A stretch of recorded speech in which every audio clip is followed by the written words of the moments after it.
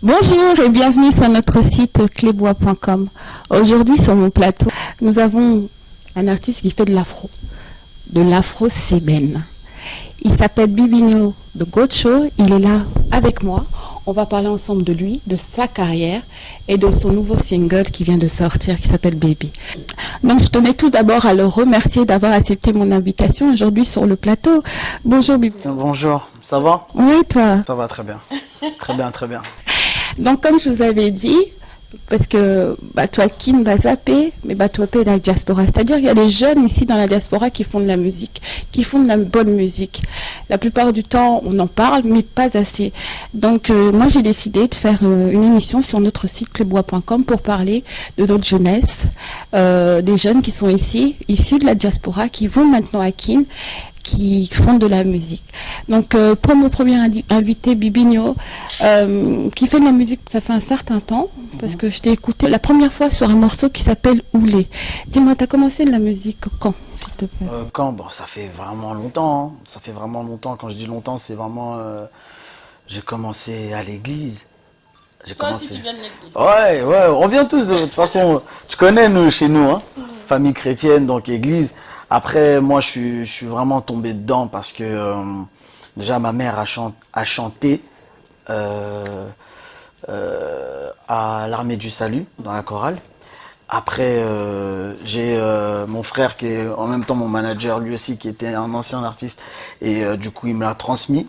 Après, lui, du coup, il est passé au niveau de la gestion, de ma gestion à moi. Donc, tu as commencé à l'église. Ouais, à l'église. Ok, Et donc ça fait combien de temps? ça fait, Tu chantais à la j'avais... chorale, tu faisais de la musique? Non, j'apprenais à chanter. En fait, je savais pas chanter de base. D'accord. Je savais vraiment pas chanter. Je savais pas c'était quoi une gamme. Je savais pas c'était quoi les notes. Donc j'apprenais. Et après, j'ai coupé. Je suis parti dans le foot. D'accord. Je suis parti dans le foot. Après, vers les 15-16 ans, j'ai vu que moi et le foot, ça partait plus ensemble. Et c'est la musique qui est venue. Je suis rentré, j'ai intégré un groupe à l'époque. C'était Les Maillons Forts de Kevin Mola. Je pense que tu as dû le recevoir, tu connais? Ouais. Donc du coup, c'était on était vraiment jeunes, on avait 16-17 ans. Donc nous, c'était vraiment ce qu'on voyait, quartier latin, Wenge et tout. C'est ce qu'on voulait reproduire aussi, mais à notre sauce. Avec un leader et les musiciens. Donc vraiment à peu près la même philosophie. Et du coup, après, par la suite, comme on était vraiment dedans, on aimait vraiment tout ce qui était Ndombolo, tout ce qui concernait les Wenge, Maison Mère, tout le groupe là, Viva et tout. Donc on s'est dit un jour de faire les Marquis. On va dire, bon, les Marquis, un groupe à nous, solo. On s'était mis à 4. Je pense que tu as dû recevoir un de mes frères ici aussi, chez Taspoon. Oui. Ouais, donc on était à 4, on avait fait la squadra ensemble. Après la squadra, moi personnellement, après je me suis retiré. On a fait quoi? On a fait 2 ans avec un concert aussi qu'on avait réalisé à Paris, guichet fermé. Après, quelques mois après le concert, je me suis retiré. Et, justement pour commencer ma carrière. Et puis c'est de là, après, le premier opus, il est venu sur le marché, qui est Oulé Oulé. Ton premier opus, Ouais, Oulé Oulé, en 2015, Voilà. en juin 2015. Voilà. Un carton, hein, plus d'1 million de vues, ça avance, ça avance. Mais quand tu t'es lancé comme ça, parce que la Squadra avait quand même une réputation, donc ça t'a servi à te lancer directement ou tu t'es vraiment un peu... tu as vraiment mis ça à côté pour te lancer toi en tant que Bibinho de Gocho? En fait, c'était dur pour moi de quitter la Squadra et vraiment me faire un truc à moi-même. Parce qu'au début, en vrai des vrais, pour être clair, et je pense que les personnes qui ont vécu cette époque-là, ils savent très bien que j'étais pas la tête d'affiche. J'étais vraiment pas la tête d'affiche. Parce qu'on fonctionnait un peu.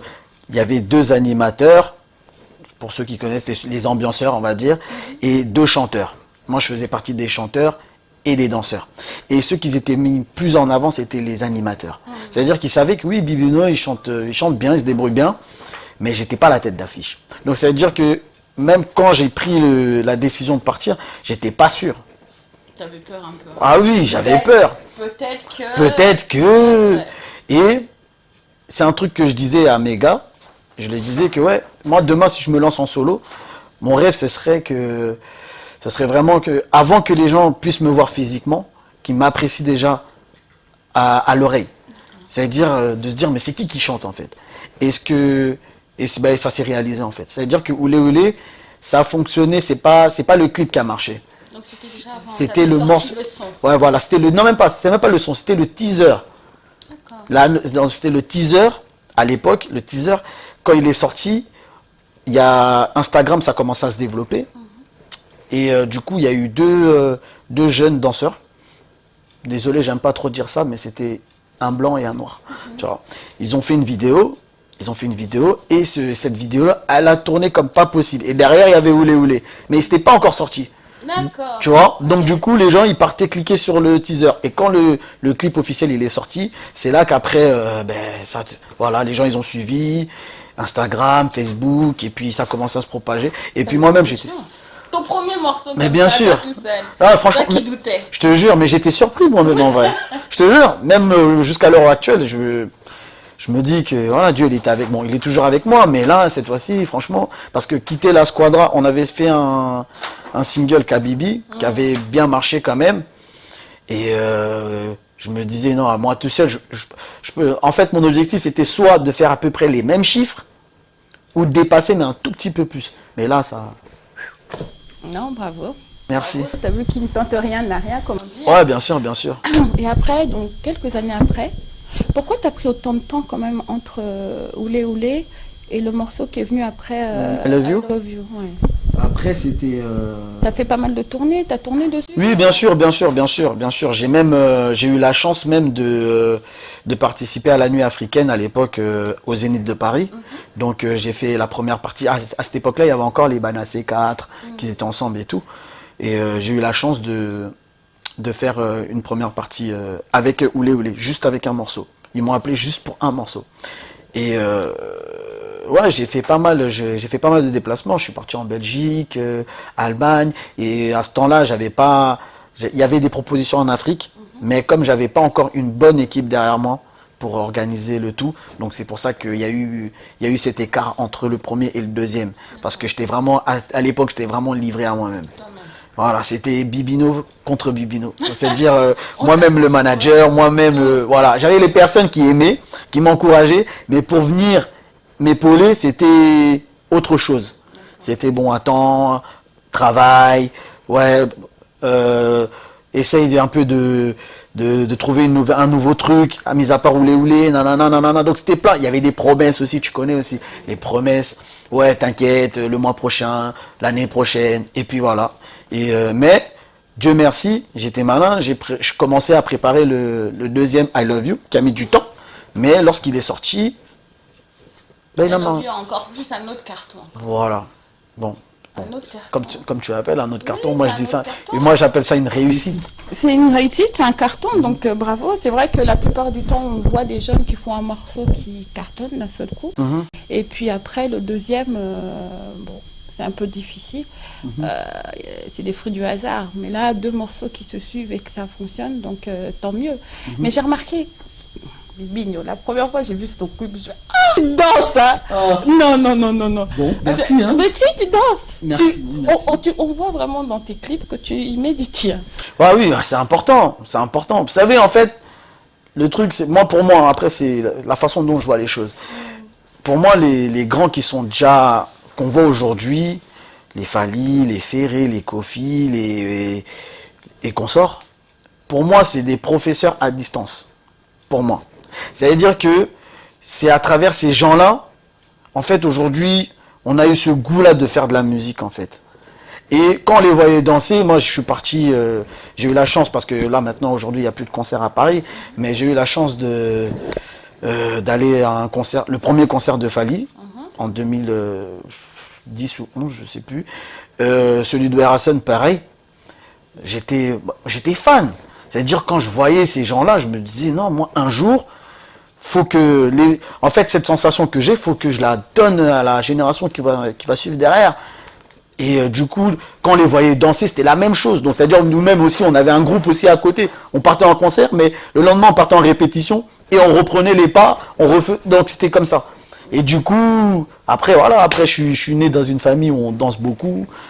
On on fait souvent des petites, ouais, voilà, donc c'est normal, quoi. Donc, I Love You est venu, deuxième morceau, un succès. Comment tu as, après I Love You, tu étais comment toi? Tu as pris ça comment par rapport à ta carrière? Comment tu t'es senti déjà? Et qu'est-ce que tu voyais comme objectif pour toi? Après Love You, parce que quand Love You est sorti, j'étais encore dans le cadre Bibino contre Bibino.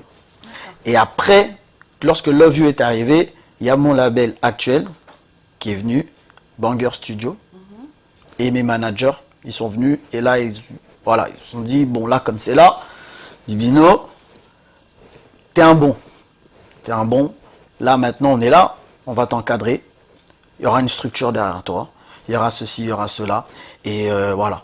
Donc du coup, grâce à Love You, on peut dire, j'ai réussi à avoir un label qui est Banger Studio, et avec qui on travaille jusqu'à l'heure actuelle. Cédric Niakovic et DJ Merco, je pense que tu connais un peu. Donc eux, c'est des noms un peu plus présentés à Paris, hein, tu sais. Donc du coup, voilà, donc aujourd'hui je suis avec eux. Mais honnêtement, après I Love You, eh ben, je me suis dit, voilà, en fait, c'est pas du hasard. C'est-à-dire que j'ai compris que j'avais un talent. J'ai compris que j'avais un talent. Maintenant, ce talent, ça va demander à ce qu'il soit bien entretenu. Oui, parce que parfois on se dit, bon, comme j'ai fait I Love You, donc voilà, je me repose sur mes acquis, et puis voilà. Mais justement, mon label, il est venu au bon moment, avec les managers aussi. Donc en gros, au studio, c'était comme ça. Ça veut dire que pendant ma réussite, c'était plus dur pour moi, en fait. D'accord. Quand Love You s'est sorti, c'était vraiment plus dur pour moi, parce que là maintenant, j'étais face à des personnes, on va dire, c'était comme si j'étais à l'armée. Ouais, parce qu'ils connaissent leur travail. Ah oui. C'est comme ça que tu dois suivre, c'est comme ça. Ça veut dire si j'arrive à convaincre, en gros moi dans ma tête, je me disais, si j'arrive à convaincre Niako et Merco, je vais réussir à convaincre les managers. Parce que les deux têtes les plus dures, parce que Merco, c'est c'est le beatmaker. Lui, il s'occupe de tout ce qui est musique et tout. Et Niako, c'est tout ce qui est gestion du label. Maintenant, les deux, en question, quand Love You s'est sorti, on dit, bon, vas-y, propose. Le premier, j'ai proposé, ils ont dit, Petit Bandela. Le deuxième, pareil. Troisième, pareil. Et puis après, voilà. Après, c'est comme ça, bon. Voilà, c'est comme ça, j'évolue aussi. Et les managers aussi, ils sont là, ils donnent leur avis. Donc, du coup, après Love You, c'était vraiment dur. Vraiment dur. Les gens, pendant qu'ils étaient en train de danser, moi j'étais en train de souffrir au studio.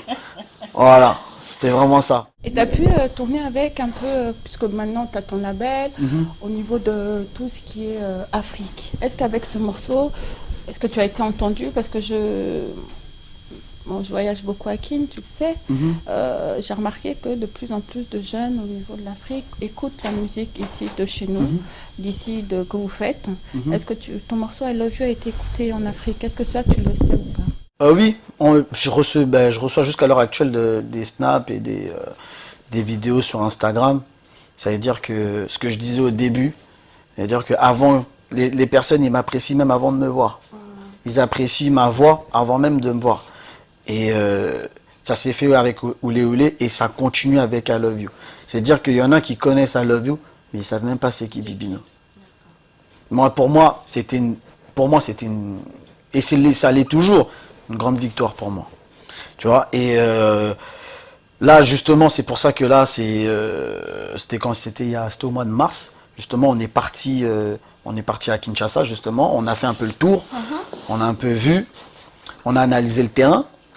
Et là, justement, on va y retourner justement pour refaire une deuxième promo de I Love You. Non seulement d'I Love You, et aussi My Baby dans la foulée aussi qui vient de sortir. D'accord. Donc après I Love You, il y a eu d'autres, c'est l'ambiance. Maintenant, il y a My Baby. C'est l'ambiance. Ça a tourné quand même, mais c'est un succès un peu plus modéré. Tu as fait quelques singles après, ça a eu un peu une baisse. Pourquoi? Quand tu montes comme ça, il faut toujours rester là-haut. Qu'est-ce qui a fait que, et pourtant tu étais un peu quand même plus structuré, parce qu'il y avait le label derrière toi, mais on voit quand même au niveau de vue que c'est descendu. Qu'est-ce qui se passe? Après, c'est le temps aussi. C'est le temps, c'est Aujourd'hui, il y a des artistes partout, mais vraiment, mais partout. Ça veut dire que le petit jeune de la cité, il peut faire 1 million de vues en espace de même pas 2 mois. Donc, en gros, c'est lui, à ce temps-là, de 2015 jusqu'à 2016 ou 2017, on va dire, oui, Bibino. Et après, il y a eu d'autres artistes qui sont arrivés. Et aujourd'hui, la concurrence, elle est plus rude. Mais l'afro, j'ai l'impression quand même que l'afro ou l'afro-cébène, c'est quand même plus dur à percer que par exemple l'afro-trap ou d'autres types de musique. Est-ce que c'est vrai ou c'est juste une impression de moi? Bon, pour moi, c'est une impression, hein, parce que la musique, c'est de la musique. À ce temps-là, lorsque j'avais sorti Oulé Oulé et Love You, c'était pas le top 1 dans le marché, mais ça a pris, voilà, ça y est. Voilà, le public a donné place au morceau et puis voilà. Aujourd'hui, avant c'était un peu plus concentré. C'est-à-dire qu'il fallait avoir un nom pour faire un certain succès ou autre. Mais aujourd'hui, tu fais de la bonne musique, les gens ils te suivent. Une bonne com derrière, parce que mis à part la musique, c'est la promotion.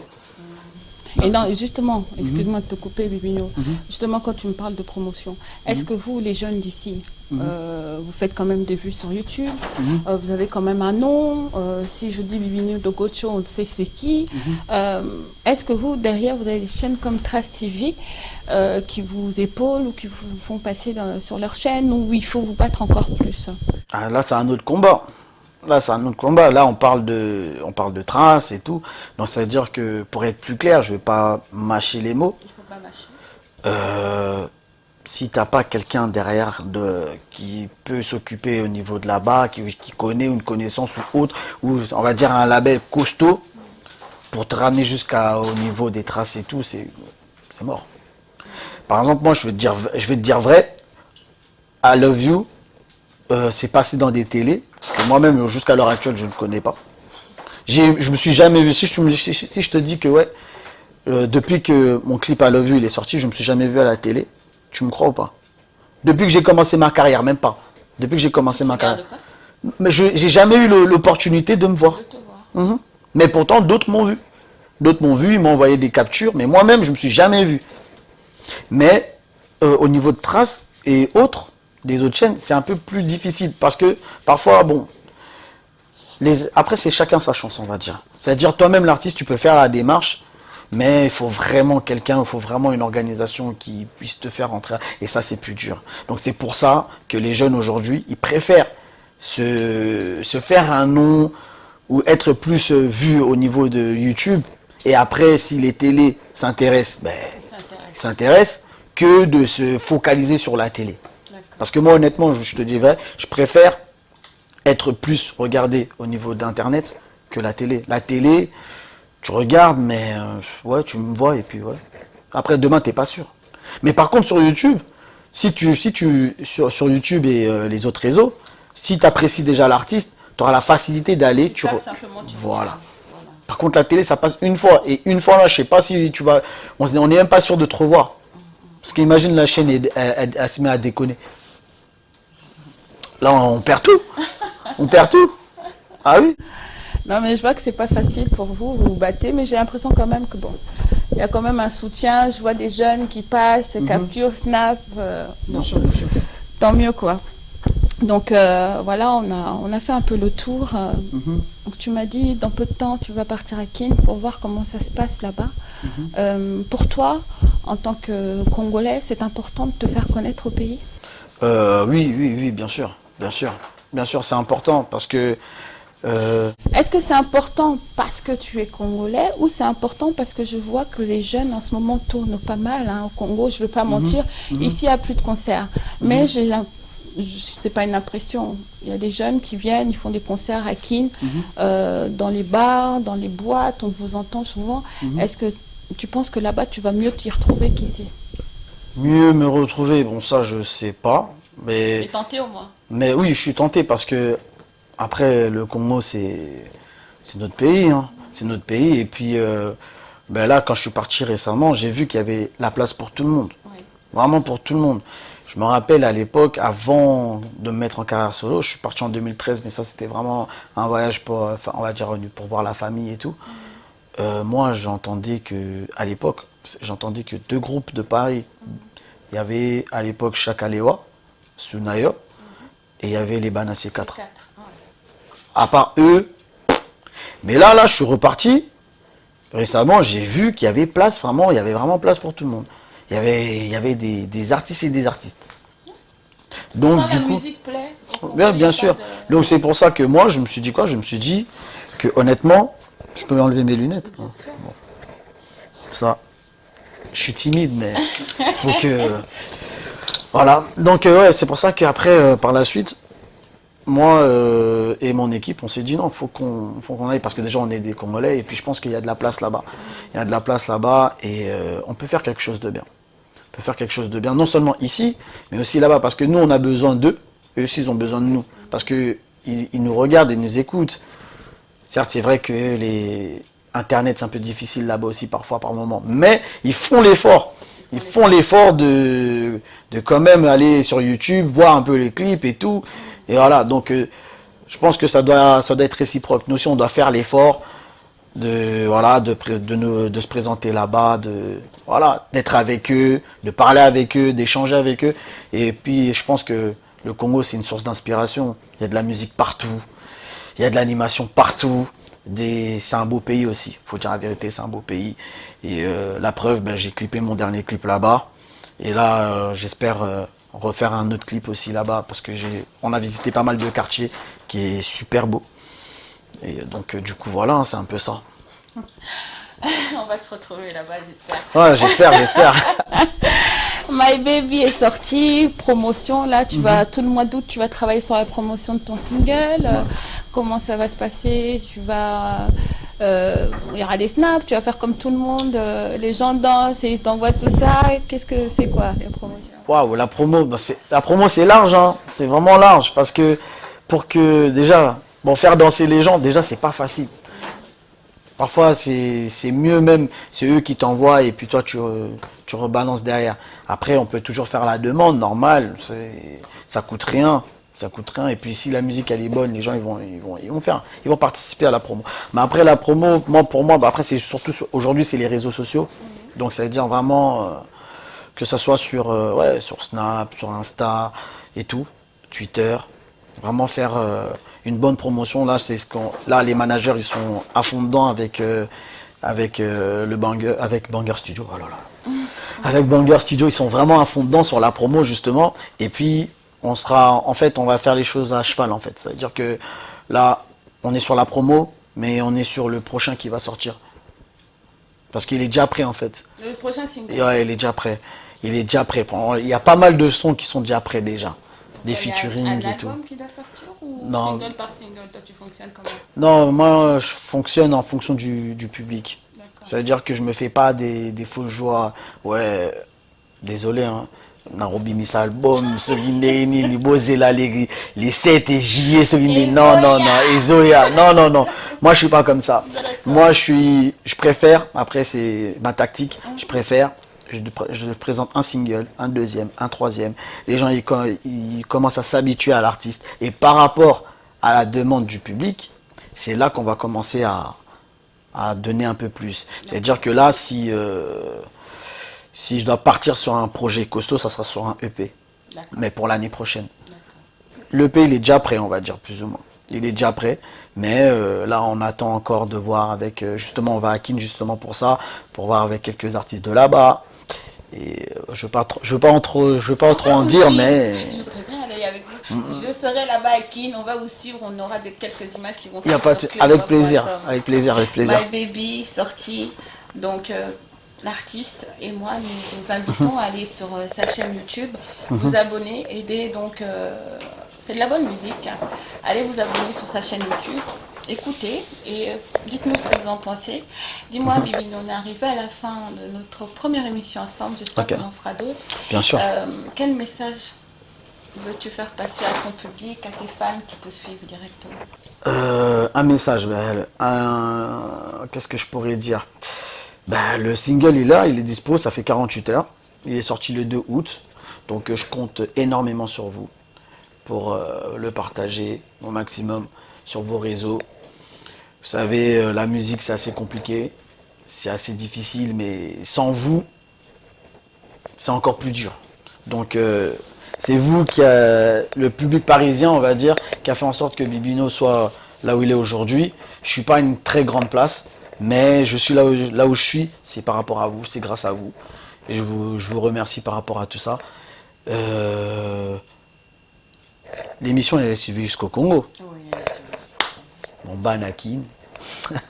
J'aime pas trop parler lingala, mais bon, fona kotsaka lingala. Banakin, Kalaminte Toya. Toya na équipe Banger Studio, Cédric Niako, DJ Merco, Régis Mani, Maclif Nsilou. On sera tous là. On sera tous là pour tous et Sabino. Clip Nabino, My Baby et Bimi déjà. Donc, Nazo Contepe sur vous pour beau partager au maximum quoi. Donc voilà. Et un mot de la fin, merci à toi Pichou, franchement. J'ai kiffé le cadre, en tout cas, franchement, rien à dire. Merci, rien à dire. Rien à dire, Chris Baby. Merci. Franchement, je remercie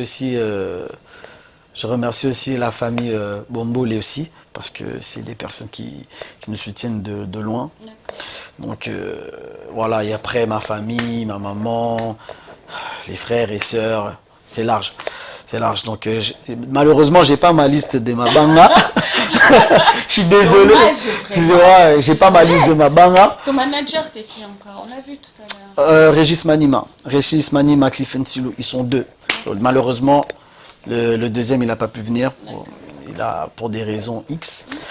Et les deux boss, Cédric Niako et DJ Merco, ils sont dans la promo. Donc là, ils sont pas avec moi. Donc ils m'ont envoyé un seul manager. On fait avec. Et puis voilà, hein. On est là, on présente le produit comme on peut. Et puis voilà. D'accord. Impeccable, Bibino. Écoute, moi je te remercie d'avoir accepté mon invitation. En plus, je t'ai appelé quand même assez rapidement. Tu as pris du temps et tu es venu. Tu es venu à l'heure. Donc je vois que je suis venu à l'heure. Il était à l'heure. Oui, c'était 5 minutes un peu. 5 minutes. Ouais. Il est venu à l'heure. On a fait une belle émission. Donc, comme je vous ai dit, vos artistes sont là. Boss et Pays Sabango, faites leur plaisir, écoutez leur musique. Après, même si vous n'aimez pas, c'est pas grave. Mais au moins, moi, à travers cette émission, ce que je veux faire passer comme message, moi, personnellement, je veux soutenir nos jeunes d'ici, nos artistes d'ici qui n'ont pas cette visibilité que les autres n'ont pas. Les autres, ils ont TF1, ils ont les grandes chaînes ou autres. Nous, nos artistes, ils n'ont que YouTube. Donc, le message pour moi, c'est vraiment soutenez-les, faites passer les morceaux, soyez derrière eux. Donc, plus eux, ils sont gagnants, nous aussi, on est gagnants. C'est la musique de chez nous. L'afro c'est belle, l'afro, il y a plein d'afro. Mais c'est la musique de chez nous. Il faut faire que ça monte encore plus haut.